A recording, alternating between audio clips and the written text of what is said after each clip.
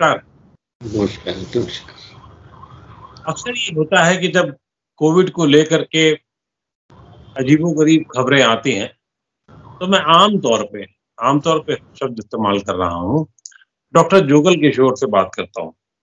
ये है कि जब ऐसी डरावनी बातें होने लगें और अ, उसके अलावा चेतावनियाँ कुछ ज़्यादा जारी होने लगें, तो ऐसे में किया क्या जाए? डॉक्टर जुगल किशोर कुछ ऐसी चीज़ें बताते हैं, जिससे समझने में चीज़ें आसानी रहती हैं, हालात को समझना आसान होता है और फिर उसके हिसाब से चलना भी आसान अपेक्षाकृत होता है। हम सब जानते हैं कि डॉक्टर जुगल किशोर सफदरजंग हॉस्पिटल की कम्युनिटी मेडिसिन के प्रोफ़ेसर हैं और इस पूरी स्थिति पर निगाह रखे हुए हैं। जब अखबारों में ये छपा कि साहब अब जो तीसरी लहर आने वाली है, जिसकी आशंका अभी जताई जा रही है, अक्टूबर एंड तक आएगी और उसमें सबसे ज़्यादा खतरा जो है वो बुजुर्गों पर है और बुजुर्गों पर खतरा इस तरीके से है कि वहाँ उनको इतनी वैक्सीन नहीं लगी हैं और स्थिति कोई बहुत आंकड़ों में दिखने में कोई बहुत अच्छी नहीं नज़र आती।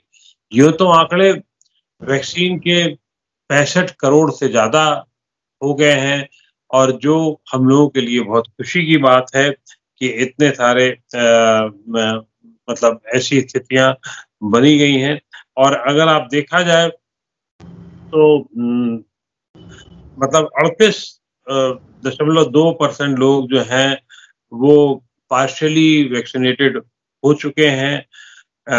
45.3 जो है वो जिनको वैक्सीन लग चुकी है, एक मतलब कुछ किसी न किसी तरीके से पूरी और सिर्फ 16.5% लोग ऐसे हैं जिनको जो है वो दोनों वैक्सीन लग चुकी हैं। आंकड़े अगर आप अच्छे देखना चाहते हैं तो ये देख लें, समझ में आ जाएगा आपको कि 5 राज्य ऐसे हैं जिन्होंने बहुत अच्छे से काम किया और हिमाचल प्रदेश, उत्तराखंड ने तो सचमुच बहुत अच्छा काम किया, जहाँ एक ना एक वैक्सीन का एक शॉट जिसे कहते हैं आप, 2 शॉट लगते होते हैं, लग चुके हैं। केरला में 80% है, गुजरात में 71% है, मध्य प्रदेश में 70% है। लेकिन बुरे राज्यों की तरफ देखना चाहेंगे तो आपके सामने तमिलनाडु है, बिहार है, उत्तर प्रदेश है, झारखंड है और सबसे खराब वेस्ट बंगाल है। अब ऐसी स्थिति में जब मैं फिर कह रहा हूँ कि चुनाव होने वाले हैं, तो क्या किया जाना चाहिए इन राज्यों में जहाँ पर उत्तर प्रदेश ऐसे समेत अन्य राज्य जहाँ चुनाव किए जाने हैं। तो इन सब पूरे मामले पर बातचीत करने के लिए हमारे साथ हैं डॉक्टर जुगल किशोर। नमस्कार डॉक्टर साहब, बहुत-बहुत आभार कि आपने इजाज़त दी। क्या अभी हालात लग रहे हैं? क्या मतलब आंकड़े देखने में तो ऐसा लग रहा था, जो पहले नहीं लगता था कि 65 करोड़ से ज़्यादा लोगों को वैक्सीन लग चुकी होगी।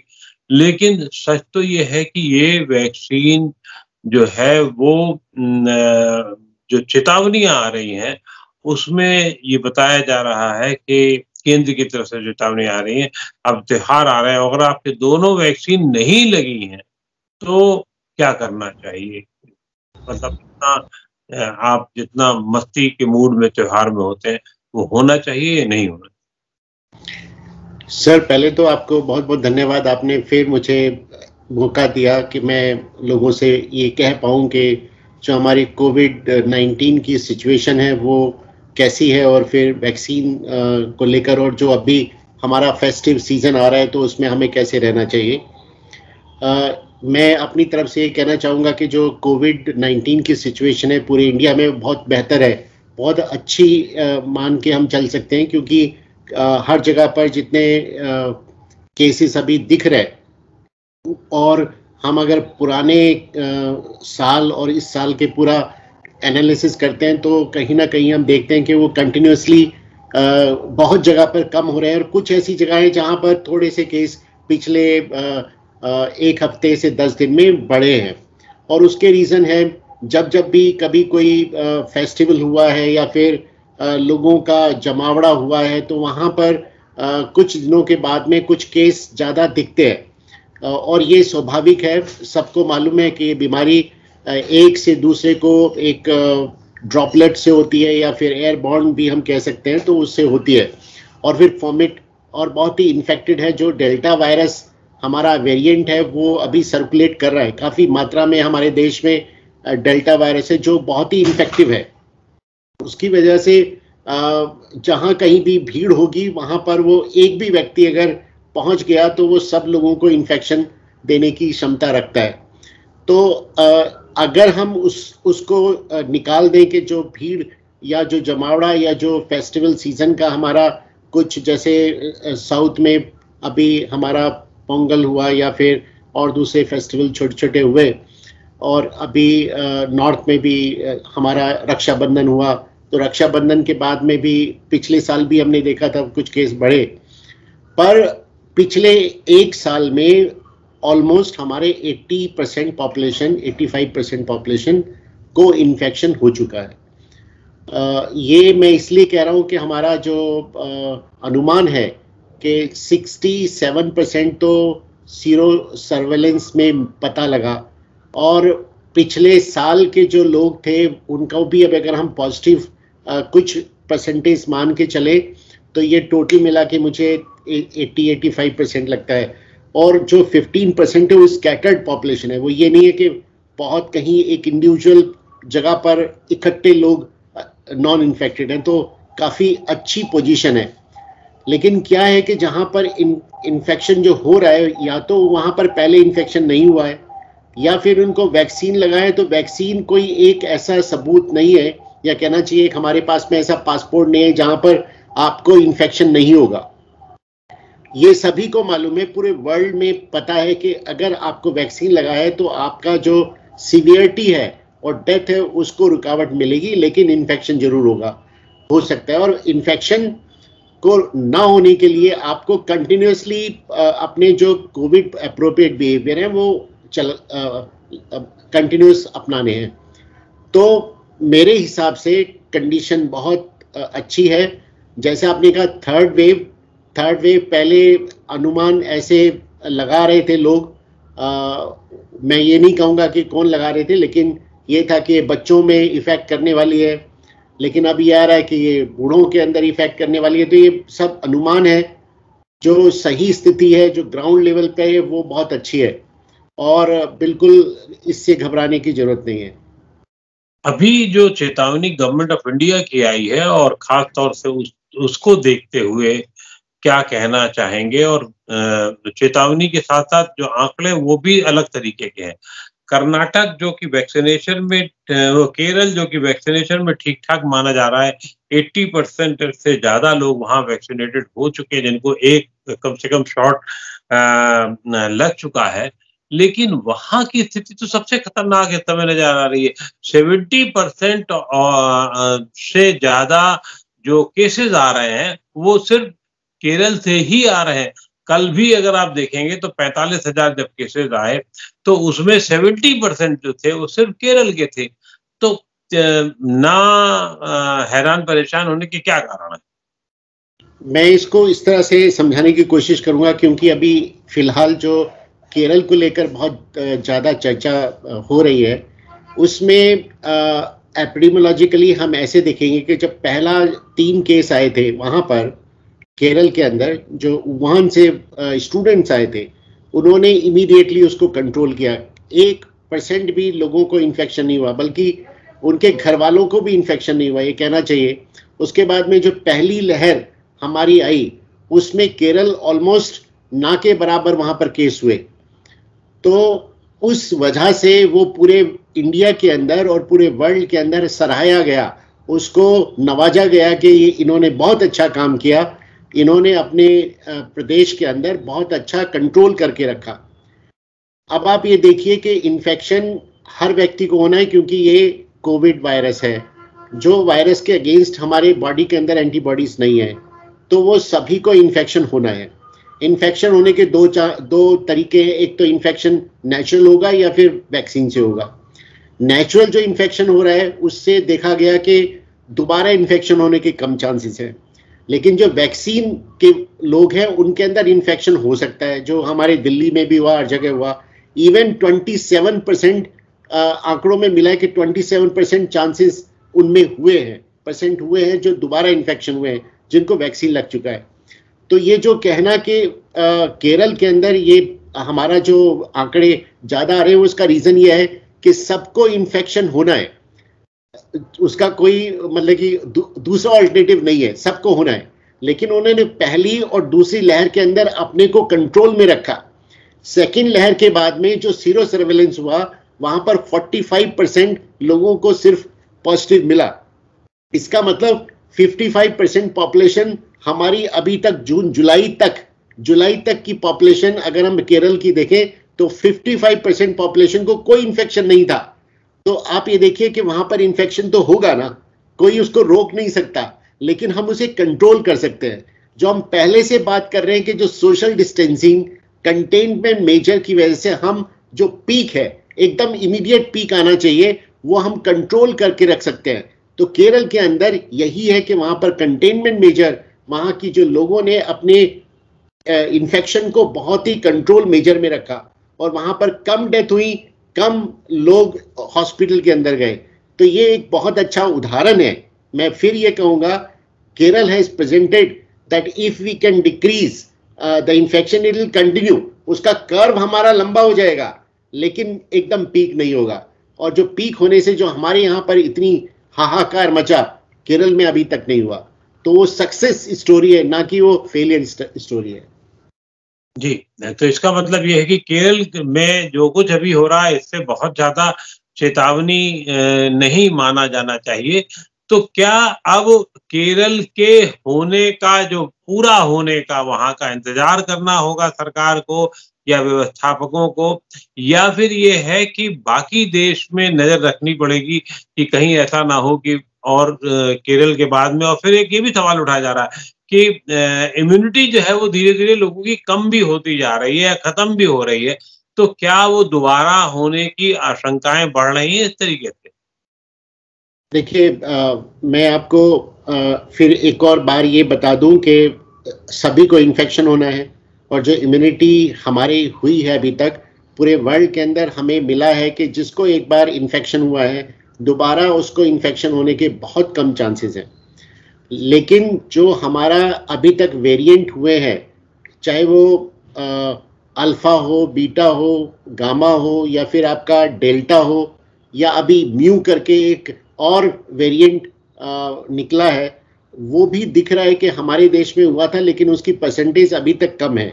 तो जितने भी वेरिएंट हैं, वो अच्छी बात यह है कि वो इम्यूनिटी को इवेड नहीं कर पा रहे हैं। मतलब कि इम्यूनिटी को कुछ करते हैं, लेकिन बहुत ज़्यादा नहीं करते हैं। और ये डेल्टा वेरिएंट में भी यही था कि इम्यूनिटी को इवेड कर पाया, इसीलिए इवन वैक्सीन वाले लोगों के अंदर भी इन्फेक्शन हुआ हमारा। तो ये जो गवर्नमेंट का गाइडलाइन जो अभी इन्होंने इशू की है, वो बड़ा सिंपल है कि जब तक कि हमारे देश या पूरे वर्ल्ड के अंदर से हमारे बहुत लंबे पीरियड तक, इसको कहते हैं 2 इंक्यूबेशन पीरियड, जो कि ऑलमोस्ट हमारा बनता है 45 डेज या 50 डेज के करीब, जब कोई भी केस नहीं होगा, तब हम ये मानेंगे कि ये पूरे वर्ल्ड से कम हो गई है, खत्म हो गई, जो कि पॉसिबल ही नहीं है। इतना बड़ा वर्ल्ड है, इसमें इतने सारे लोग हैं, इतनी तरीके से, अलग अलग तरीके से रहते हैं, तो कहीं ना कहीं इन्फेक्शन होता रहेगा। तो इसलिए लोगों को सतर्क करना पड़ता है। हमारी सरकार बहुत अच्छा कर रही है कि उन्होंने लोगों को बताया कि अभी भी हमारे देश में इन्फेक्शन है, और जिन लोगों को वैक्सीन लग गया है उनको भी चांसेस है कि इन्फेक्शन हो जाए। अब वो जो प्रोबेबिलिटी होते, चाहे वो 5% हो या 10% हो प्रोबेबिलिटी, लेकिन वो खतरनाक है, क्योंकि हो सकता है जिन लोगों के अंदर वैक्सीन लगा है और उसके अंदर वायरस की डोज ज़्यादा चली जाए, तो पॉसिबिलिटी है कि उसको सीवियर इन्फेक्शन हो जाए और उसकी डेथ भी हो जाए। तो हम या हमारी सरकार कभी नहीं चाहेगी कि किसी भी व्यक्ति को इस लेवल तक पहुंचना पड़े। उसके लिए जितनी भी सावधानियां बरतनी होंगी, हमें बरतनी चाहिए, क्योंकि ये हमारे हाथ में है। अगर हमारे किसी भी परिवार के सदस्य को इन्फेक्शन होता है और उसकी डेथ होती है, तो ये बहुत बड़ी गलत बात है। इसको रोकने के लिए क्या हम अपने त्योहारों को या क्या हम अपने ऐसे चीज़ों को कम नहीं कर सकते? क्या हम उनको कुछ दिनों के लिए पीछे नहीं कर सकते? तो ये क्वेश्चन आता है। तो जो सरकार ने गाइडलाइन दी है वो यही कही है, प्रोबेबिलिटी ऑफ इन्फेक्शन अभी भी बना हुआ है। ऐसे लोग अभी भी हमारे 10 से 15% लोग अभी भी हैं जिनके अंदर इन्फेक्शन हुआ ही नहीं है, उनके अंदर इन्फेक्शन होने के चांसेस है। और ये लोग तब इकट्ठे हो सकते हैं जब जैसे कि रैली होंगी या फिर त्योहार होंगे या फिर आपके इलेक्शन होंगे। तो हमें चाहिए कि इन चीज़ों को हम कम से कम करें। अगर हम सेलिब्रेट करना चाहते हैं तो सेलिब्रेशन के ऐसे तरीके अपनाएं जिसमें हमारा एक दूसरे का मिलना कम से कम हो। जी, यानी कि आप ये कह रहे हैं कि संभावना अभी है चीज़ों के बढ़ने की, कहीं से भी हो सकता है, और ख़ास तौर से ये संभावना तब है जब आप डबल भी वैक्सीनेटेड हो चुके हों, यानी कि पूरी खुराक भी लगा चुके हैं। अभी तक लोगों का ये मानना रहा है कि अगर हमें वैक्सीनेशन हो गया है, डबल वैक्सीनेशन हो चुकी है, तो हम सेफ हैं। ये नहीं माना जाना चाहिए। क्या आप यही कहना चाहते हैं? बिल्कुल, बिल्कुल। 2 डोज लगने के बाद में भी प्रोबेबिलिटी हमारी इन्फेक्शन होने की होती है। ये सिर्फ डोज के ऊपर डिपेंड करता है। अगर आप ऐसी जगह पर गए जहां पर 4 पेशेंट हैं और 4 पेशेंट का वायरस आपके ऊपर आया और आपको ज़्यादा इन्फेक्शन मिल गया, तो डेफिनेटली आपकी एंटीबॉडीज क्या करेंगी? आपकी ताकत, मतलब कि आपके पास में एक पर्टिकुलर नंबर ऑफ एंटीबॉडीज होती है, वो आपकी एग्जॉस्ट हो जाएंगे और फिर वो इन्फेक्शन आपको हो सकता है। बड़ा सिंपल चीज़ है कि हमें कम से कम एक्सपोजर देना है ना। हम एक्सपोजर बिल्कुल ख़त्म नहीं कर सकते क्योंकि अब हमारे को ऐसा ऐसा खुल रही हैं चीज़ें, आप अपनी नॉर्मल लाइफ में आ रहे हैं, तो कोशिश हमें भी करनी चाहिए कि कम से कम एक्सपोजर हम लें इस चेंजिंग माहौल में, जो माहौल अब बन रहा है। ये जो नया वेरिएंट आया है, या थोड़ा गंभीर बात ज़्यादा हो गई, जो नई चिड़िया आई है म्यू नाम की, ये क्या है? ये कितनी खतरनाक है? ये इसमें जो म्यू का अभी डिटेल आई है उसमें यही है कि इसमें भी यही कहा है कि जैसे डेल्टा में हमारा इम्यून का जो वो है इवेड करने की ताकत उस वायरस के अंदर ये ज़्यादा है, तो पॉसिबिलिटी है कि वो इन्फेक्शन उन लोगों को भी कर पाए जिनको वैक्सीन लगा है या जिनको ऑलरेडी इन्फेक्शन हो गया है और उसकी इम्यूनिटी कम हो गई है, तो उनको इन्फेक्शन हो। लेकिन अच्छी बात यह है कि पूरे वर्ल्ड में जितनी जगह भी ये म्यू है वहाँ पर कोई इसके इतने बड़े केसेस ज़्यादा हुए नहीं है, मुश्किल से 1% 2%, और इसकी इन्फेक्टिविटी डेल्टा से ज़्यादा नहीं है ना। इन्फेक्टिविटी भी होनी चाहिए, ये नहीं कि आप इवेड कर लेते हो लेकिन इन्फेक्शन फैलाने की ताकत वायरस की नहीं है।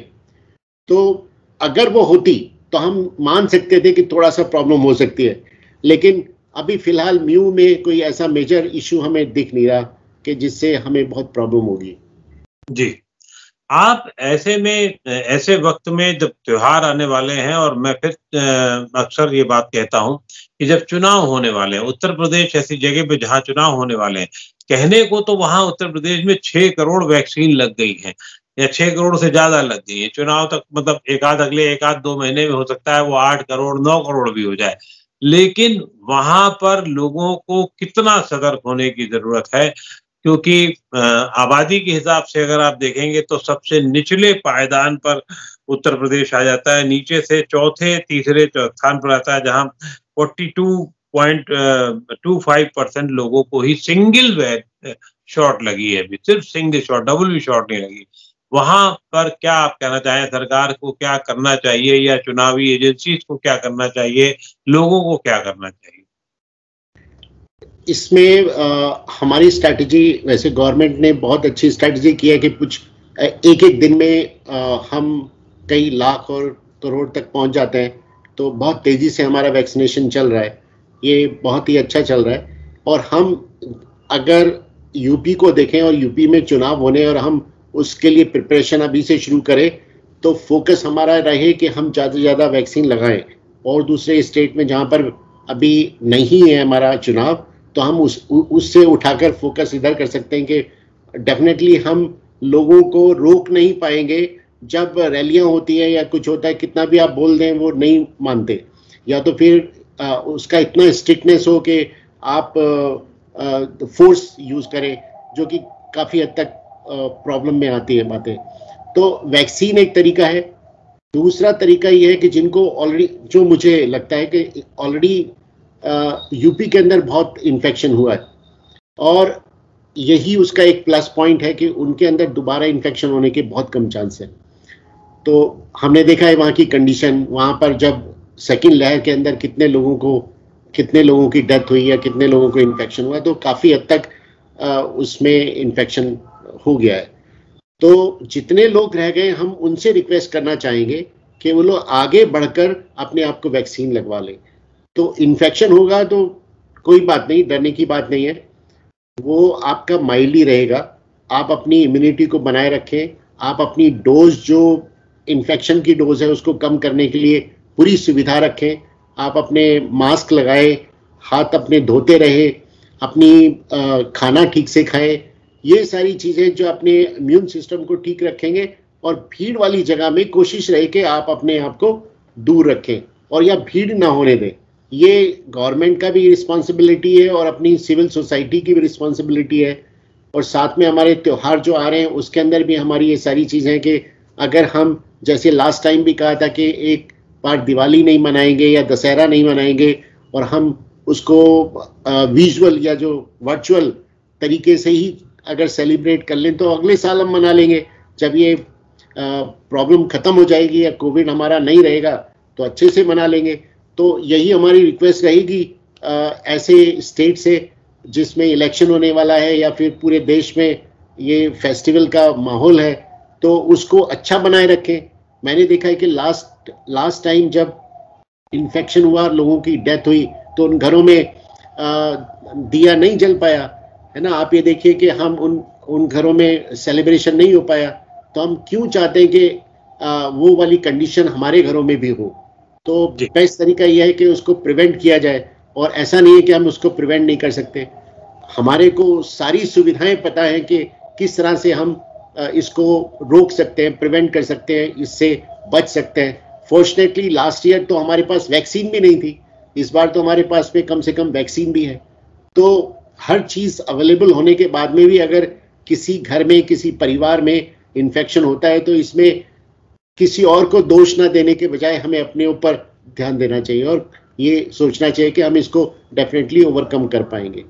इसका मतलब आपकी राय ये है कि सरकार को और सामाजिक संगठनों को, परिवारों को ये चाहिए कि पता करें कि जिसको भी इन्फेक्शन नहीं हुआ है, विद इन कोट जिसको भी इन्फेक्शन नहीं हुआ है, वो खुद जाए या उनको ले जाया जाए और उनकी वैक्सीन कराई जाए, जो ज़्यादा ज़रूरी है बनस्पत उसके कि जिसको हो चुका है, जो इफेक्टेड हो चुका है या एसिम्प्टोमेटिक होने के बाद भी मतलब वो इफेक्टेड हो चुका था, उसके लिए उतना ज़्यादा वैक्सीन ज़रूरी नहीं है, जितना ज़रूरी वैक्सीन उन लोगों के लिए है जिनको अभी तक कोविड के दर्शन नहीं हुए। भगवान न करे हो किसी को, लेकिन वो नहीं हुए तो उनके लिए ज़्यादा चेतावनी की बात है, ज़्यादा चिंता की बात है। निश्चित रूप से आपसे बात करने के बाद फिर एक राहत होती है, और जो अपने आप में बहुत बड़ी बात है। बहुत-बहुत शुक्रिया डॉक्टर साहब आपका कि आपने नवोदय टाइम्स पंजाब केसरी को बातचीत के लिए समय दिया और एक महत्वपूर्ण जानकारियाँ दी। धन्यवाद। Sir, thank you very much.